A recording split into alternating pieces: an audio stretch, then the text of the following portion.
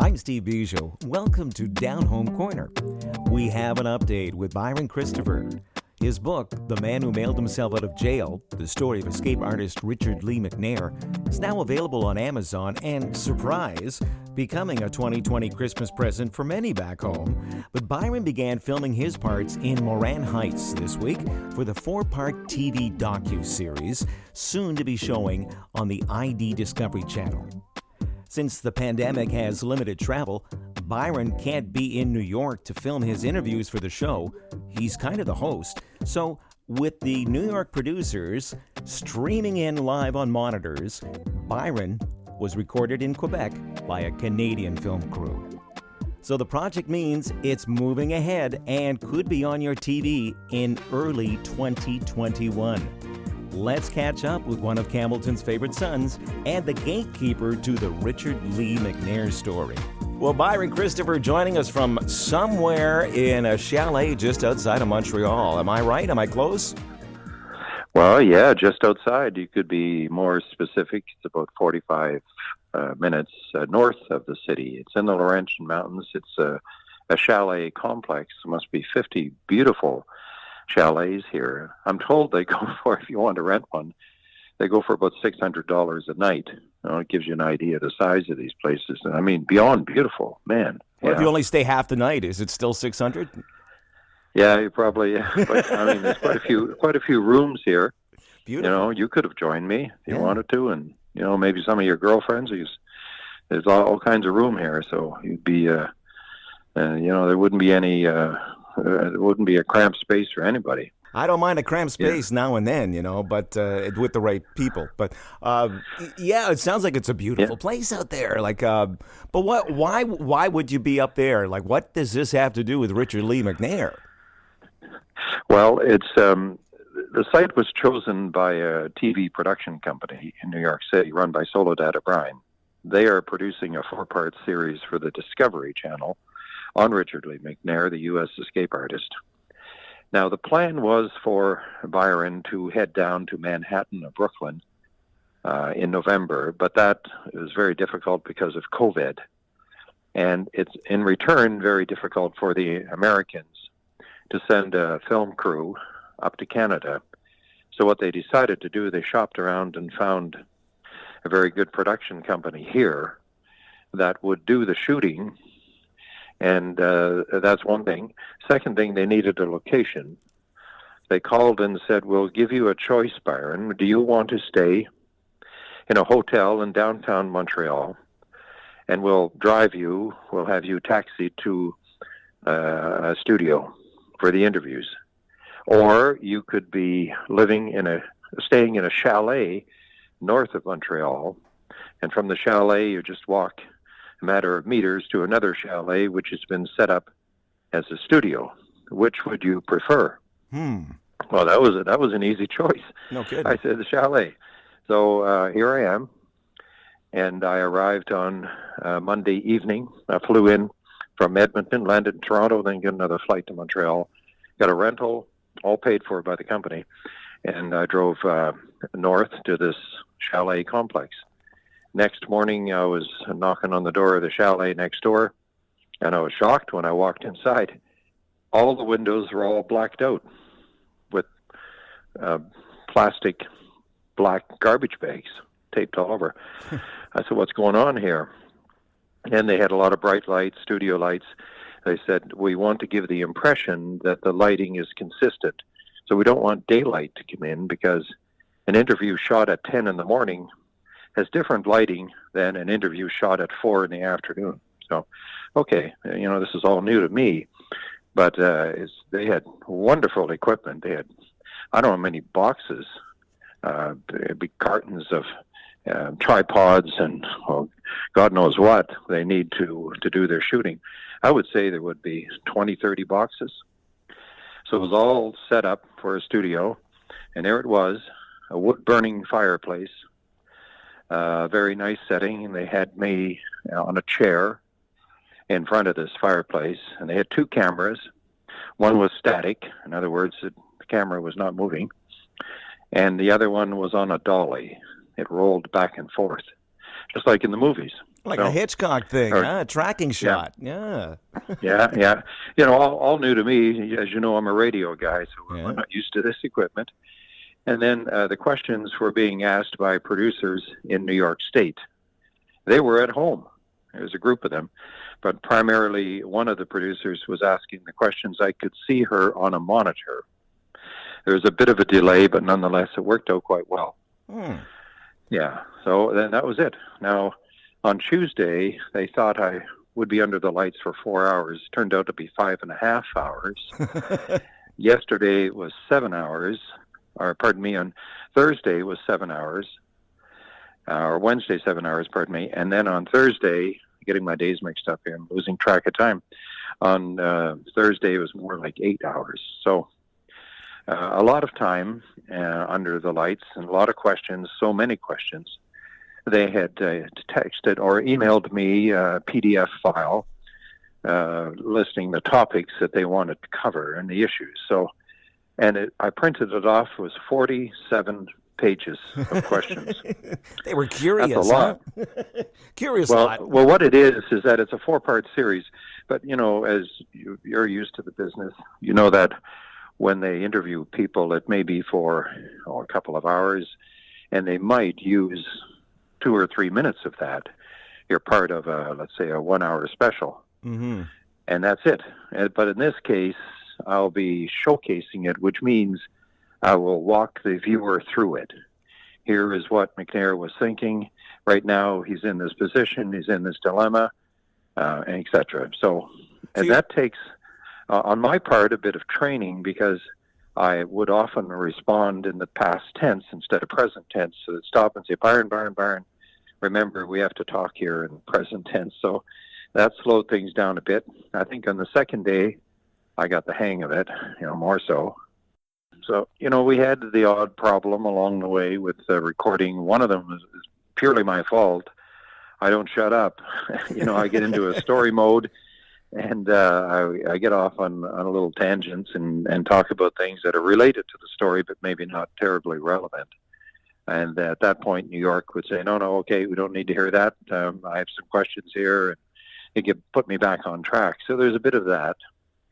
But, the problem, too, and another, and it's not a major problem, it's an interesting one, that the book on McNair, as you know, was about 600 pages. And it is chock full of information and nuggets. So they would wander about the book, referring to things. And quite frankly, I don't remember everything in the book. I wrote it, and I've read it, and did some editing a couple of times, but you don't remember all the details. And so they would have to remind me. They put down a quote, and I said, really? He said that? Oh, yeah, it's in the book, and here's what he says. Okay. And now I remember. Now I get it. So, but they were very, very thorough with their research. And that I take as a good sign, of course. They've done their homework. And, some obvious things that they would, issues that they would raise about what touched you most about the story. And I see that you're much like McNair. You're a bit of a loner, and you traveled alone and did this and that. They had their own observations. And one of them was, and the woman had said to me, we don't mind if you push back.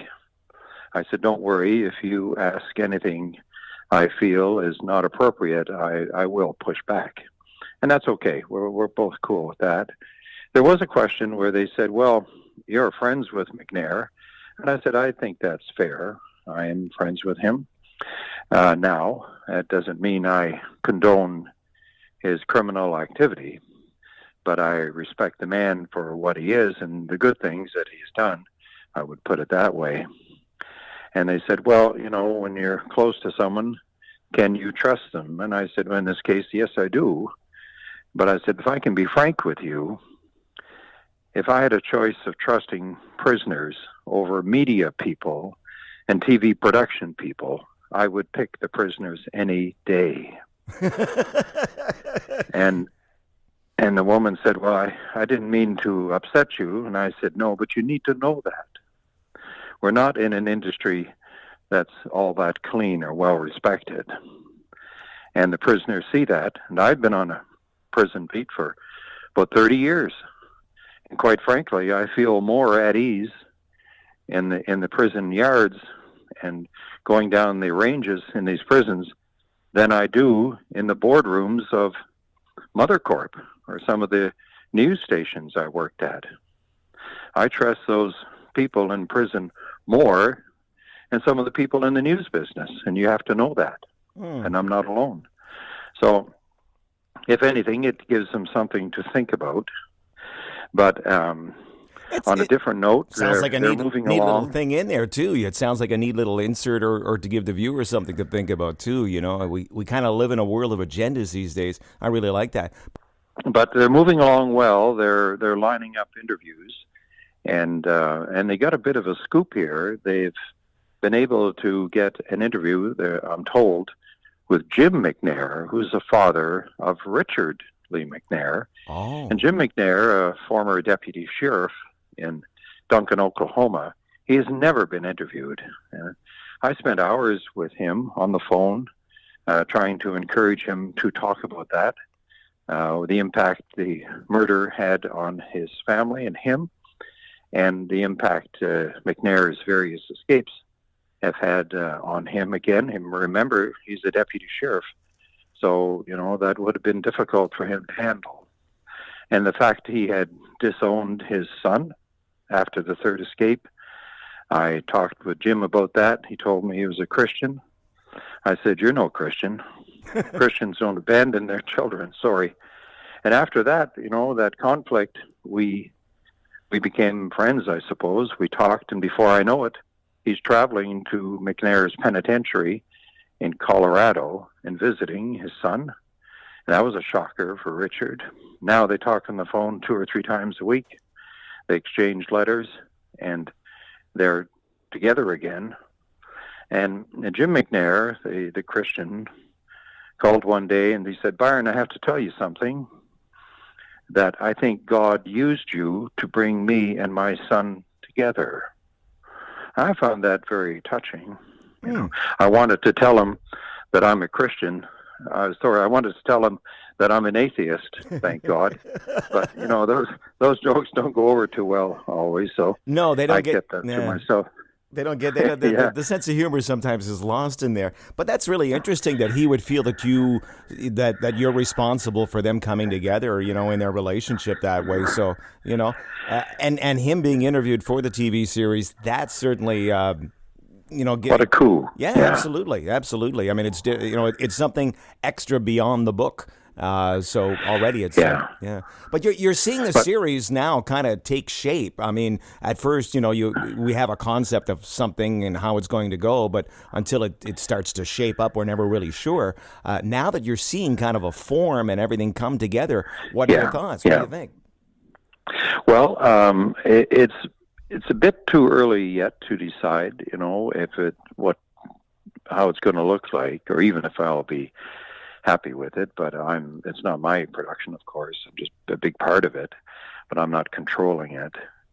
But I did say that this story is more than a killer, and it's more than a guy on the run. It's more than a guy who's escaped 3 times. If you want to do that story, okay, it's right there.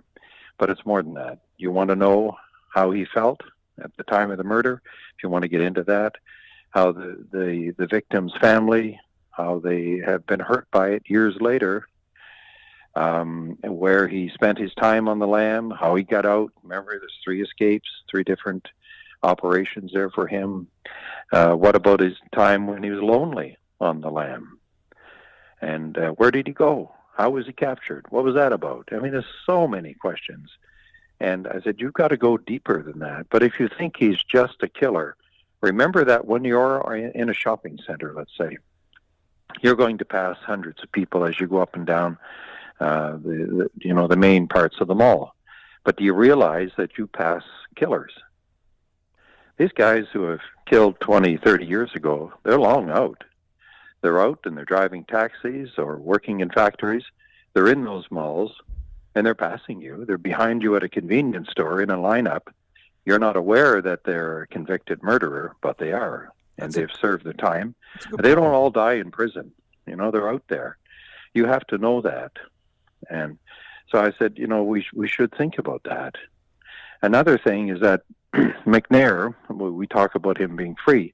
He was never really free. I mean, you know, he had to wear different baseball caps and sunglasses. He used fake names. And he was in a mall and someone yelled out, Richard, he couldn't turn. Yeah, it's a small He couldn't slice. go on a date, a real date. Slice of He couldn't freedom, have right? pillow talk with someone. You know, nothing, everything was fake. His whole life was fake, and it was shallow. He would go to a restaurant.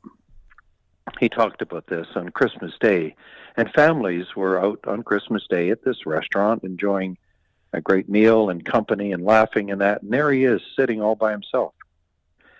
So can he even write to his parents? And he did.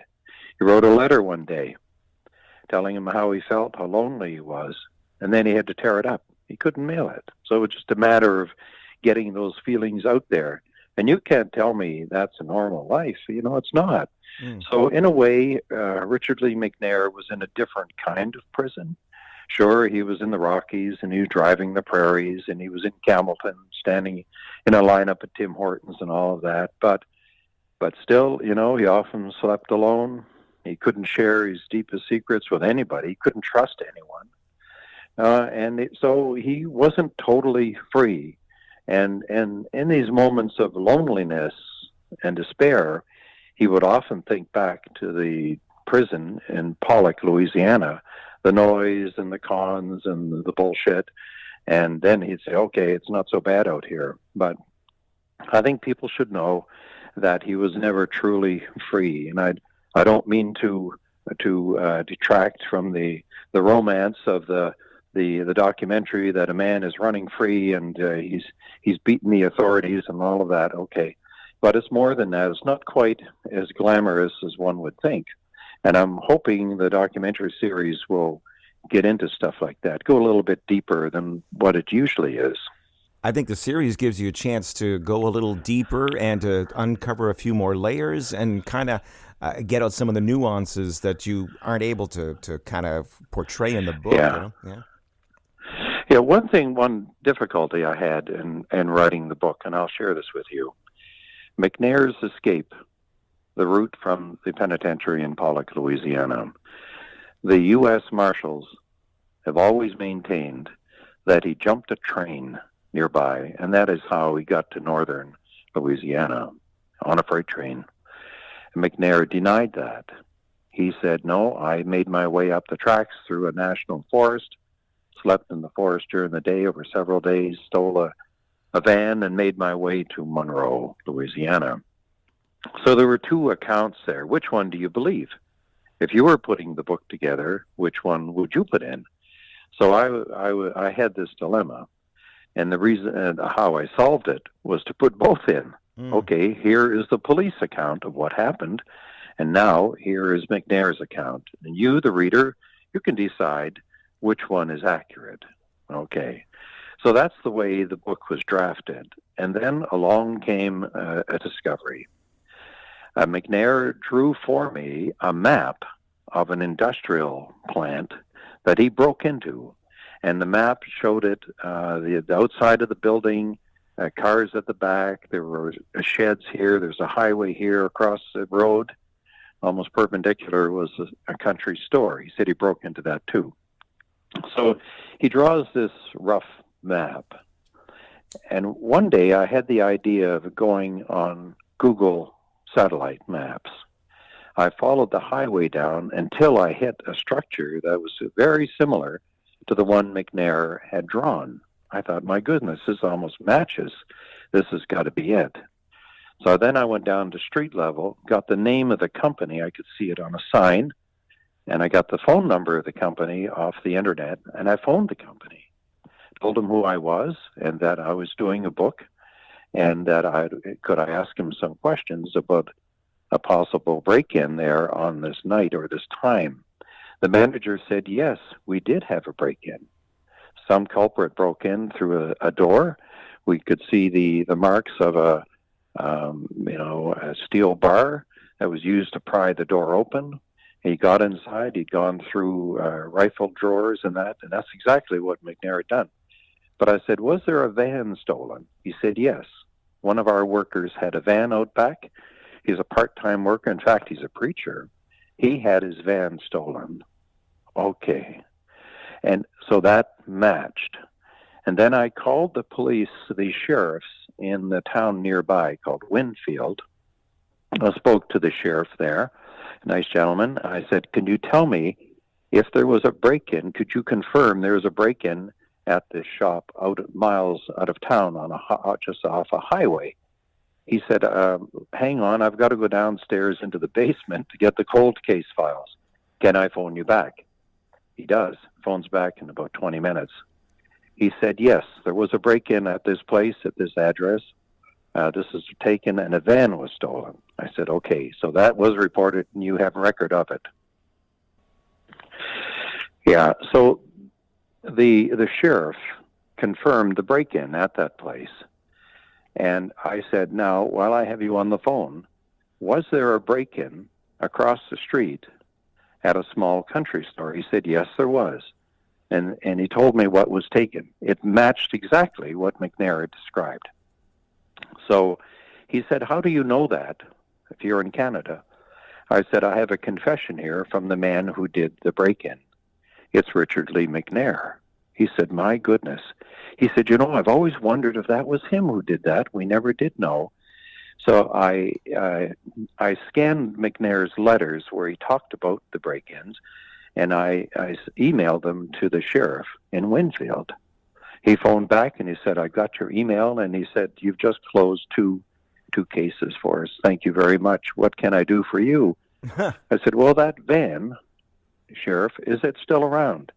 He said, better yet, I'm going to get around to the owner's place and take a picture of it for you. And he did. Within about 2 hours, I had a picture and email of this van McNair had broken into, with everything described perfectly, where he busted out a side window and everything. It's all there. Here's the man's name, Reverend Jim Holbrook, and here's his telephone number. So I called the Reverend, and I said, so your van was stolen? He said, yes, sir.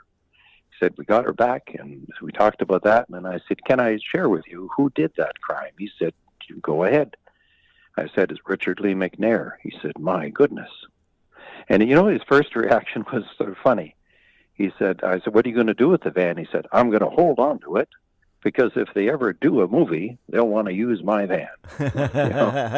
So I said, McNair says he's driving your van, and there's a picture of a lady up on the sun visor and top. He said, that's my wife, Melba. I said, well, she bothered him, and he removed the picture and put it in the back seat in a pouch right behind the seat. He said, that's correct. That's where I found it. I said, did you have ammunition in there? He said, yes, in the glove box. I said, well, he said he found it there, but didn't touch it. And I said, can you tell me where your van was dropped off? McNair says it was in Monroe. He said, yes. He got a call from the Monroe Police Department. It had been abandoned in the parking lot of a Holiday Inn there. And I phoned the police department, and sure enough, they were very cooperative. They confirmed all of that, gave me their file number, and told me when the van was recovered and when it was delivered back to the preacher. So at that point, I sent an email to the U.S. Marshals saying, you're telling people that McNair had jumped a train. I see that in the documentaries. They're showing a train going by, and they're saying claiming McNair jumped a train. But I said, that isn't true. Here is the name of the shop he broke into near Winfield. This is what he took.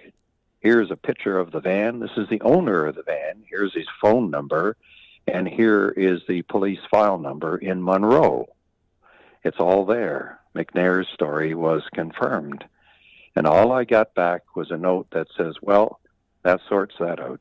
So I told that story to the Discovery people, and I said, the bottom line here is that I had two different stories. They were conflicting.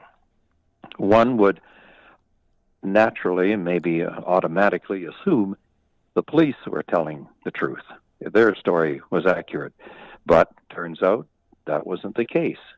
And we can't always assume that the bad guy is lying all the time. You just can't make that assumption. There's evidence of that. But I said, you know what's interesting?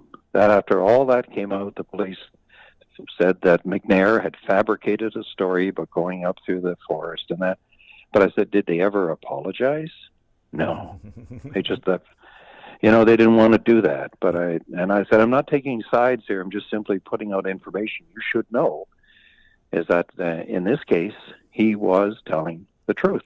So there you go, folks. You make up your own mind. Didn't want to bruise their egos. Yeah, apparently it seems, or it look seems bad. like noise. Or, exactly. Yeah. And that's so bad. It had all to do with PR, and what was some other point I raised? They said, do you think he should be released? And I said, well, I'm the guy who did the book, and I held it up, and I said, I collected all this information. Half the book is written by McNair, as you know, you read it. You asked me if I think he should be released. I said, that's not my job. That is why God invented parole boards. That's their job. My opinion means nothing.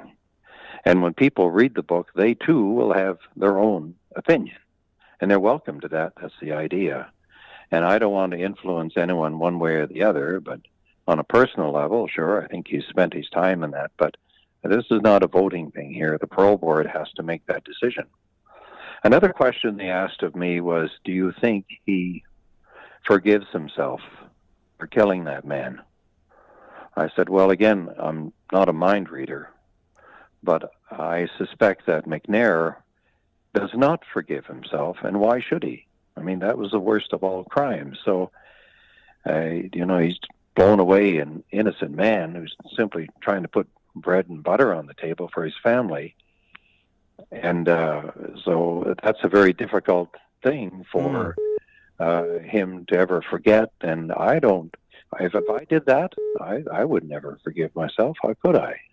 So, and I said, people, it's not a black and white world out there. And living in Australia and visiting Adelaide, I was down from Port Augusta, and I went to a party.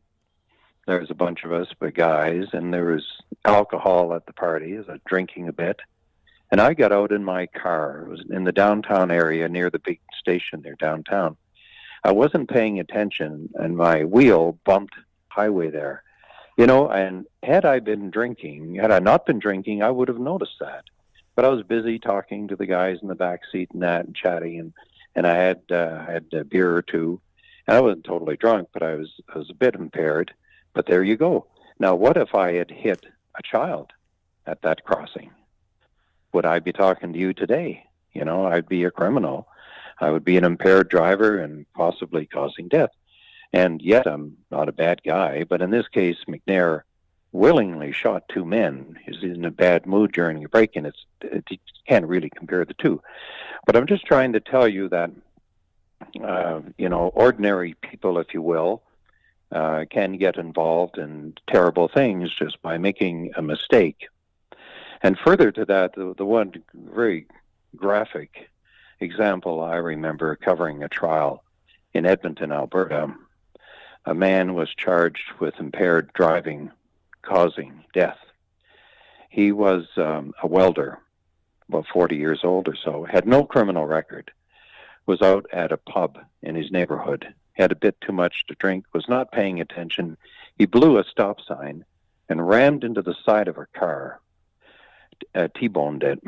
The car was driven by an elderly woman.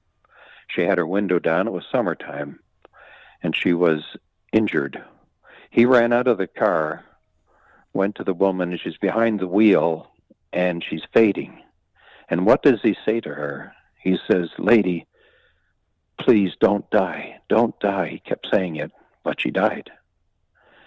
And they asked him in court, "Did you say that?" And he stood up and he said, "Yes, I did. And I meant it." And he was crying his eyes out.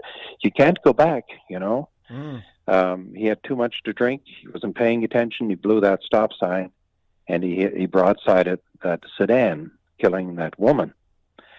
There's a guy without a criminal record. He sure does now. Yeah, 10 minutes before that, he was he just an served his average time. citizen, I'm right? sure he's 6-8 years, and he's out now. Yeah. Does he forgive himself? I don't think so. Yeah. Well, it's a good point. I And mean, like, it's not, I mean, and you're not trying to say that, everybody does something bad, so, like, it's okay. But you're saying that one choice could be a decision that could change your life completely, and it could be for the good or it could be for the bad. And I mean, I can think of many, many situations where I had close calls where I just wasn't paying attention, and I think back and I go, wow, was I lucky? But for somebody else that could go the other way. The same thing with your book, where you've said this, and I've heard people say it too on social media to me, where they go, I really like that Richard Lee McNair guy until the end when I saw what he did. And I'm thinking, well, you knew that going in. It's like the Sixth Sense, man. It's like you knew that, right? Yeah. And but people get so emotionally involved with, and that's a good sign of the author. That's the writer doing that, helping to put both sides out. And so there, I mean, if you didn't know anything about Richard McNair, you would say, hey, gee, nice guy, decent guy, intelligent, trustworthy, caring, compassionate. But then you don't know about the murder, and you say, well, is he the same guy? So it really opens, it gets you to think. It's well put the way you described it. Now, when there was a series out in the Tribune in Campbellton about McNair, and it started off with the murder. That's usually the way it's done. And I had thoughts of beginning the book the very same way. And I thought, no, let's make it different. Let's have him escaping. A mystery man. We do mention he's in a prison and he's serving time for murder. In fact, murderer and killer are throughout the book. But you don't get into the crime until you get a liking for the guy. As one editor said, I'm pulling for him. He's in Canada. He's in here and there, across the states. He almost gets caught. I'm pulling for him to get away, pulling for him to get out of jail. And then you go back to the murder. And now you're shocked. As one editor said, can you tone that down? I said, no, I'm not going to tone it down. Well, that really hit me between the eyes, because I liked him. I don't like him anymore, but I liked him then, and I really wonder if he actually did the killing. And I said, exactly. That's what people in the town of Duncan felt when they got news that Richard Lee McNair, a popular car salesman, a good guy, an industrious fellow, and a pretty good fellow, did this. They didn't believe it. And then to this day, some people in the town still don't believe it. Mm. And even his own family was stunned and still are. And they were telling people, your son's not in the Air Force? Oh, no, they didn't say he was in prison. They said he's out selling carpet, and they were so ashamed. But there are people to this day in the town of Duncan do not believe that he committed the murder. One man said, well, how do you know? I heard that he took the heat for someone. Someone else did it, or that somebody else was there. I said, I don't think so. McNair himself says he was alone, but I talked to the survivor. He said there was only one man who shot him, and he was laying on the ground. There's only one man walking around. Yeah, there's no sign anyone else was there. But it goes, and I did it that way intentionally to get that reaction that people would read it and say, wow, I didn't know he was a son of a bitch. Well, maybe now you see people differently. This nice guy may not be too nice 2 or 3 years from now. He may be a real bugger, What about McNair today? What's he like, I said, well, he's in his 60s, and will he ever get out? And I said, it's not my call. I don't know. It would be good, I guess, to see him get out and contribute to society. And would you like to meet him? Well, for sure.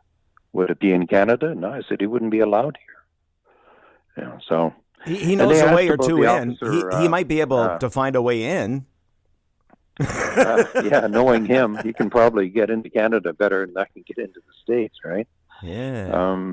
And then we talked about the officer, Carl Bordelon, the cop who has been on the railway tracks when McNair escaped, and McNair talked his way out of it. And I said, that man was highly ridiculed for that, for letting this escapee go. And they said yes, and I said he was ridiculed so much that 4 or 5 years ago he just died of a massive heart attack, and he's only 51 or something. that tore him apart. Never stopped But when you look at the facts, let's look at that. He receives a fax, FAX, over the internet of a possible escaped prisoner. There was a photograph on the black and white fax, and it was highly pixelated. A very poor photograph. You couldn't really make out who the person was. And it showed McNair with a full beard. Well, when he escaped, he didn't have a full beard, a little goatee. So the prison had screwed up and put on the wrong picture. And I said, I hate to be sarcastic, but it's as though they knew McNair was escaping and approached him and said, Richard, do you mind picking out a photo for your escape fax? Oh, yeah, that one will do. And it was as stupid as that. They had on the fax information that he had scars on his knees and hands, and that he did not. He said he'd be wearing a prison uniform, which he should have, but he wasn't. And they said he would be wearing glasses. He was not. All of that was wrong. So the officer, and to be fair, didn't really have any right to retain him there, or to detain him, rather. I'm just tired. So he had to let him go. He didn't look like him. He had granted McNair had no identification on him, but that's not against the law. So, but even so, the officer did drive back to the prison to get a proper photograph of him. And at that point, he was shown the photograph, and one guard saw the videotape taken in the cruiser and said, yep, that's a son of a bitch. I know, because I was his guard. So at that point, they knew for certain that was McNair. And they had the entire area surrounded by hundreds of police, and the police helicopter was in the air moving in. They had the search hounds, the bloodhounds, on their way. So he was essentially trapped. But he managed to get out of that dragnet. And how did he do it? Well, McNair explained how he did it, and it was quite fascinating. Anyway, it was a long interview.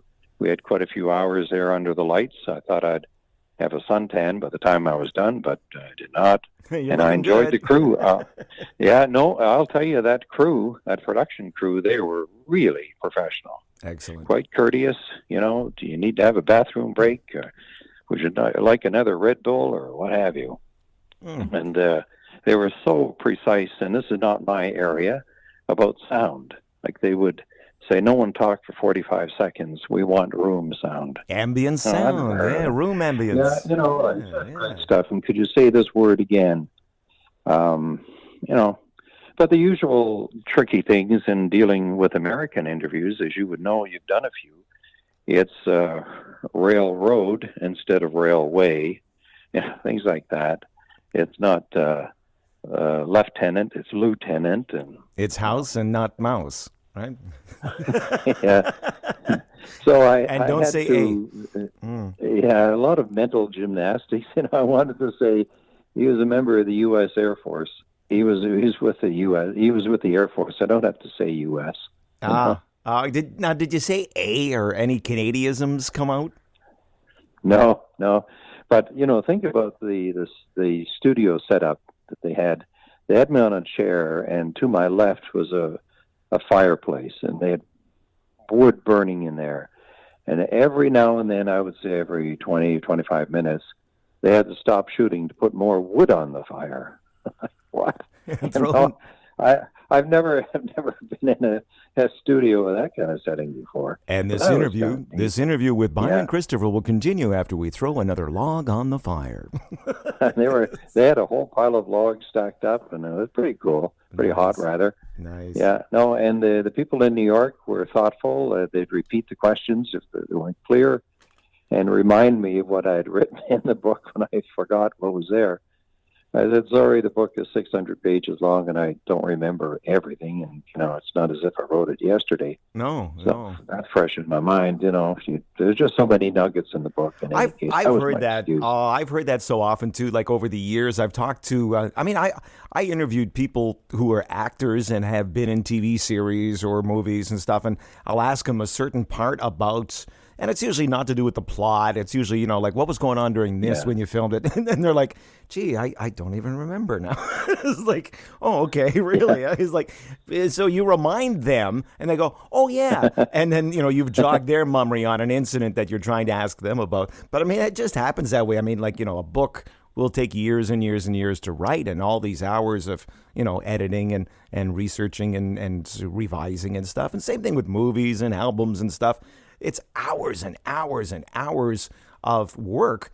So you don't remember the whole thing. It comes out as a blur, and then you're so focused in on what you're doing that you're not seeing what you did 10 minutes ago.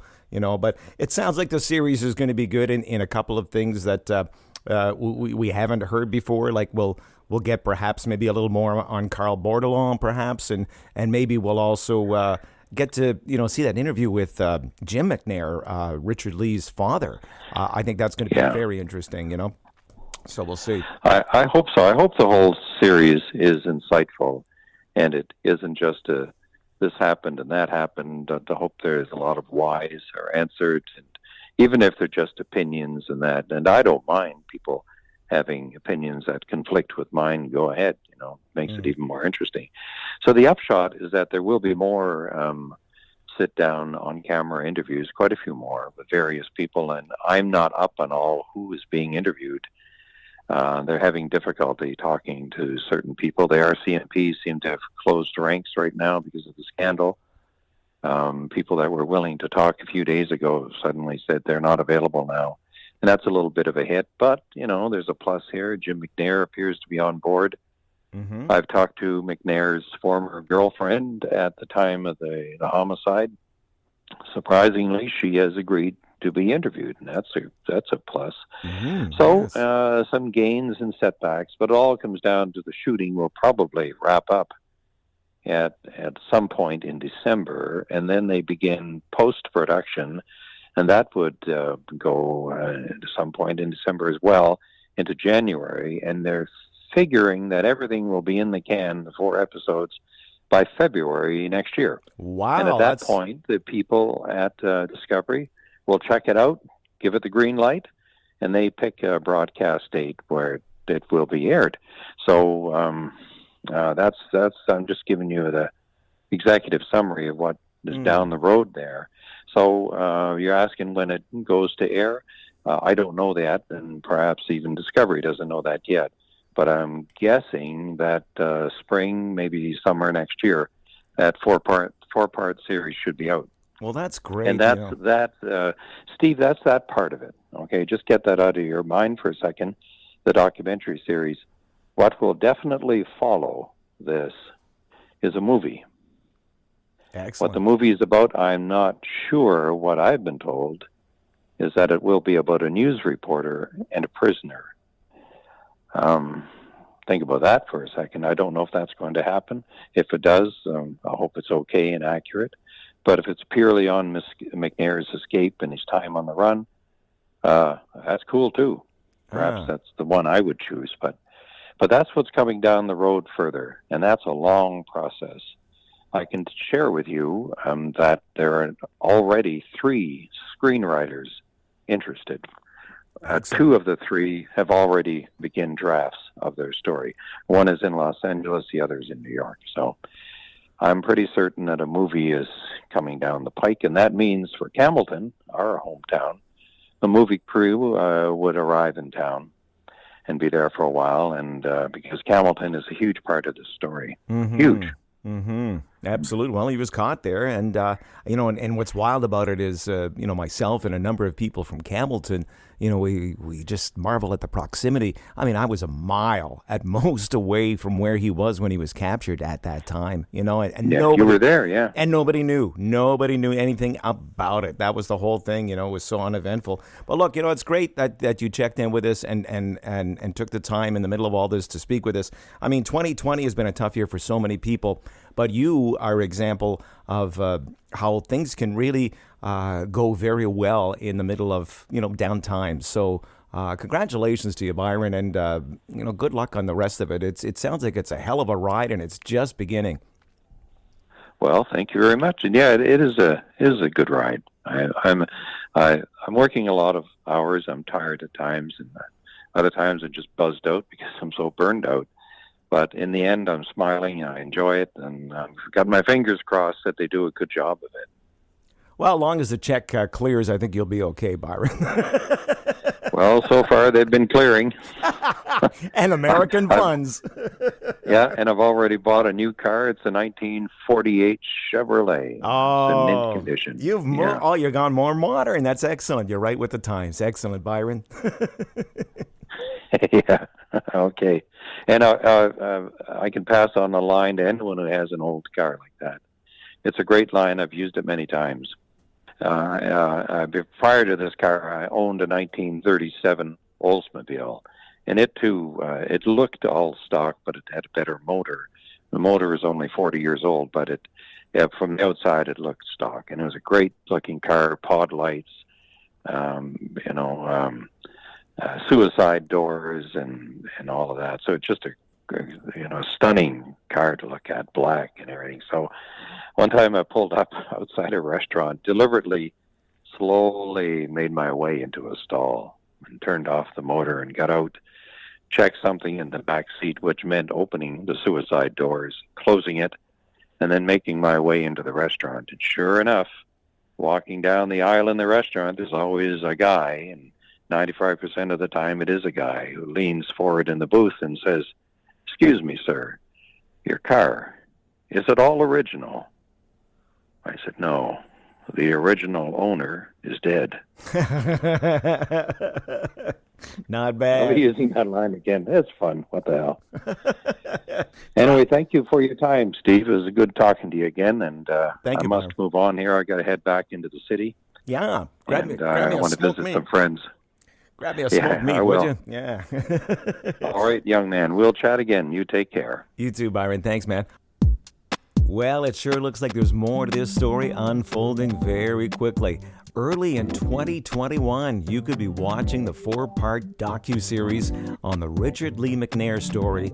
And of course, that's going to have to feature Campbellton because he was captured in Campbellton. We thank Byron Christopher for joining us on this episode, and thank you for updating us as often as you do. It's so cool that you are able to connect with us, and we're able to connect with other people back home and from people back home around the world, and share that this is a big thing and a big deal for Campbellton and the North Shore and Atlantic Canada. Anyway, we'll find out more as it unfolds, and Byron will be back real soon. Also, Soledad O'Brien will join us in the near future too. So keep listening to Down Home Corner. All of our shows available at downhomecorner.com. Listen anytime, including past interviews with Byron Christopher as well. I'm Steve Bujold reminding you, everybody has a story and we are all connected.